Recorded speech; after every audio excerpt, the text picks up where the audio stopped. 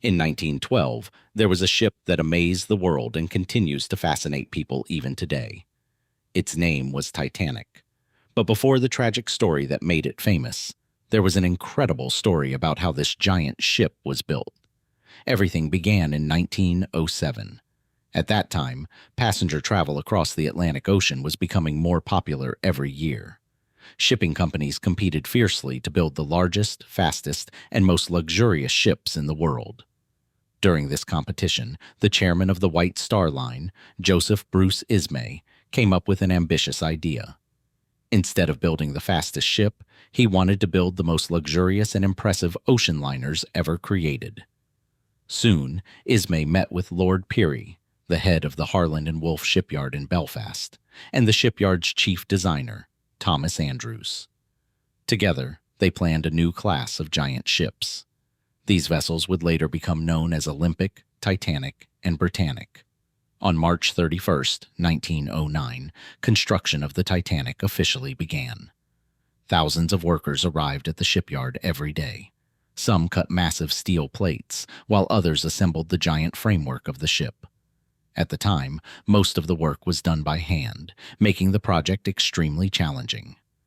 The Titanic was enormous. The ship measured more than 269 meters, or 882 feet, in length and about 28 meters, or 92 feet, in width. It was one of the largest moving objects ever built by humans.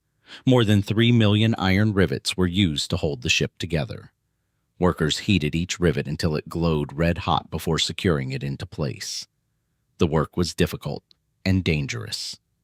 Sadly, several workers lost their lives during construction, while many others were injured. As the ship's structure took shape, attention turned to its interior. The company wanted Titanic to be more than just a large ship. It was designed to be a floating palace.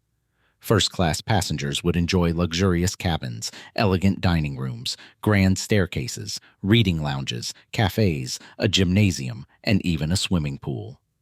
For many people of that era, these facilities were more impressive than those found in the finest hotels. The famous grand staircase became one of the ship's most recognizable features. Crafted with beautiful woodwork and decorative details, it represented the luxury and elegance that Titanic was meant to offer. Construction continued for more than 2 years. Finally, on May 31st, 1911, a historic day arrived. Thousands of spectators gathered in Belfast to witness one of the largest ships ever built being launched into the water. At the appointed moment, the supports holding the ship were released. Slowly, the massive vessel began sliding down the launchway toward the water. The crowd watched in amazement as Titanic touched the sea for the very first time. The launch was a major success and was celebrated as a remarkable achievement in engineering. Newspapers reported on the event, and people around the world became excited about the new ship. However, Titanic was not yet complete.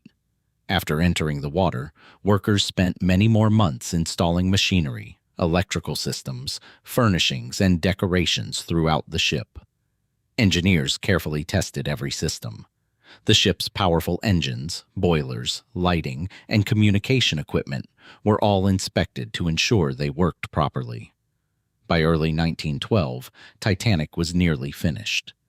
Many people believed it was one of the safest ships ever built. Its advanced watertight compartments were expected to protect it from serious damage. Confidence in the ship was extremely high. Newspapers praised its size, beauty, and engineering. Some even described it as practically unsinkable. No one could have imagined that this magnificent vessel would soon become part of one of the most famous disasters in history. In the next chapter of the story, Titanic would prepare for its maiden voyage, carrying more than 2,000 passengers and crew across the Atlantic Ocean toward New York City. The Titanic. From launch to disaster. The launch into water. It was March 31st, 1912. The ship that would later become one of the most famous ships in history, the RMS Titanic, was almost complete. In the shipyard of Belfast, final preparations were being made before the vessel would enter the sea. On May 31st, 1911, a huge crowd gathered. Thousands of people, journalists, engineers, and curious spectators stood near the shipyard. On that day, Titanic was launched into the water for the first time. The massive ship slowly slid down the slipway rails. With a loud roar and powerful splash, it entered the ocean. For many who witnessed it, it felt like the beginning of a new era in maritime history. However, some engineers were aware that the ship was extremely large and heavy, and there were still minor technical issues. But these were not considered serious problems. After entering the water, Titanic was moved for fitting out. Final construction continued inside the ship. The decks were cleaned, cabins were completed, and luxury interiors were installed for the richest passengers. Testing and preparation. After being launched, the Titanic did not immediately begin its voyage. Instead, several sea trials were conducted. Engines were tested, steam systems were checked, and steering controls were examined. During these trials, the ship performed very well. Engineers concluded that it was almost flawless. Inside, the ship was designed like a floating palace. It had luxurious restaurants, grand halls decorated with gold details, libraries, and relaxation areas. Titanic was not just a ship, it was a symbol of luxury and modern engineering. Boarding of passengers. On April 10, 1912, the Titanic departed from Southampton, England, on its first major voyage. Passengers were divided into 3 classes. First class, wealthy passengers, millionaires, and businessmen. Second class, middle-class travelers. Third class, immigrants heading to America for a better life. For many passengers, this journey represented a new beginning. Some dreamed of success in America, while others simply wanted to experience a transatlantic voyage. When the Titanic left Southampton, large crowds gathered to wave goodbye. Entering the Atlantic Ocean. The Titanic also stopped in Cherbourg, France, and Queenstown, Ireland, to pick up additional passengers before fully entering the Atlantic Ocean. At this time, the weather was perfect. The sea was calm, the sky was clear, and the wind was gentle. Many passengers spent time on the deck taking photos, listening to music, and relaxing. Daily life on board was luxurious. Elegant meals were served in grand dining rooms. An orchestra played live music. People played cards, and socialized children ran and played on the decks.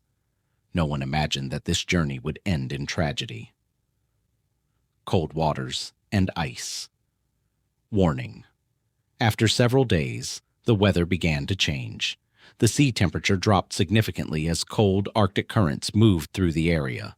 Some sailors warned about icebergs in the region. However, because the Titanic was considered unsinkable, its speed was not reduced. That night, the ocean was unusually calm. There were almost no waves and no wind. Ironically, such conditions made icebergs harder to see. The Lookout's warning. On the night of April 14, 1912, the lookout crew stood watch in the crow's nest, scanning the dark ocean. Because of the cold, they were not using binoculars. Visibility was very poor. Suddenly, a dark shape appeared in the distance. At first, it seemed small, but it quickly became clear that it was a massive iceberg. The alarm bell was immediately rung, and the bridge was notified. Iceberg straight ahead. Final attempts to avoid collision. The officer in charge immediately ordered the ship to turn. The engines were reversed, and an emergency maneuver was attempted. However, the Titanic was too large and moving too fast to change direction quickly. The ship slowly began turning left, but it was already too late. The impact. Within seconds, disaster struck. The ship was unable to fully avoid the iceberg and scraped along its side. Although the visible part of the iceberg was small, the underwater portion was enormous. It tore along the hull of the ship, creating a long gash. Metal plates broke, and seawater began rushing into the compartments. Most first-class passengers did not immediately realize what had happened. Some thought it was just a minor shake.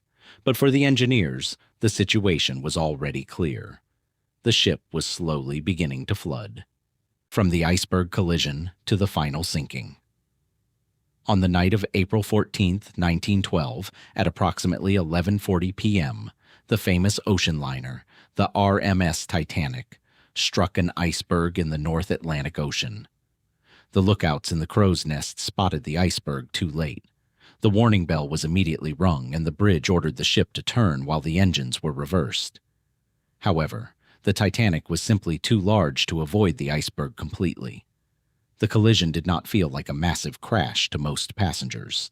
Many barely noticed it, feeling only a slight vibration throughout the ship. But below the waterline, the iceberg scraped along the starboard side of the vessel, tearing open several sections of the hull. When the ship's chief designer, Thomas Andrews, and Captain Edward Smith inspected the damage, they quickly realized the situation was critical. Water was flooding into the first 6 watertight compartments. Titanic had been designed to stay afloat with up to 4 flooded compartments, but 6 had been breached. The ship was doomed. At around 12:05 a.m., Captain Smith ordered the lifeboats to be prepared. At first, many passengers did not believe the ship was in danger. Some remained in their cabins, while others continued talking, reading, or listening to music in the lounges. Meanwhile, the wireless operators began sending distress signals, first CQD and later SOS, requesting immediate assistance from nearby ships. One of the vessels that received the call was the RMS Carpathia, which immediately changed course and headed toward Titanic's position. However, it was still several hours away. The first lifeboats were launched only partially filled. Many passengers were reluctant to leave the warmth and apparent safety of the giant liner. Titanic still looked stable, and few realized how serious the situation had become. As time passed, the bow of the ship sank lower into the icy Atlantic. Water poured through the lower decks and flooded one compartment after another. Crew members worked urgently to load women and children into the lifeboats first. By around 1:30 a.m., the severity of the disaster had become obvious. The forward decks were already close to the waterline. Panic slowly began to spread among the passengers. According to many survivor accounts, the ship's musicians continued playing music to help keep people calm. As 2 a.m. approached, nearly all the lifeboats had been launched. Yet hundreds of people remained aboard because there were not enough lifeboat spaces for everyone. At approximately 2:18 a.m., the ship's electrical system began to fail. The lights flickered several times before finally going out completely, plunging the Titanic into darkness. With the bow completely submerged, the stern rose high into the air. The enormous stress placed on the ship's structure became too great, and Titanic broke apart into 2 sections. The forward section disappeared beneath the ocean first. A few minutes later, the stern stood nearly vertical before making its final plunge into the Atlantic. At 2:20 a.m. on April 15, 1912, the Titanic completely disappeared beneath the surface of the ocean. The water temperature was near freezing. For those who had not reached a lifeboat, survival was extremely difficult. Within a short time, hundreds of people lost their lives in the icy waters. Shortly before dawn, the RMS Carpathia arrived at the disaster site and began rescuing survivors from the lifeboats. Of the more than 2,200 passengers and crew aboard Titanic, approximately 700 survived, while more than 1,500 lost their lives. The tragedy became one of the most famous maritime disasters in history. The wreck of Titanic remained undiscovered on the ocean floor for nearly 73 years. In 1985, it was finally located during a deep-sea expedition. Today, Titanic remains one of the most famous ships ever built, and its story continues to be remembered through books, documentaries, and films around the world.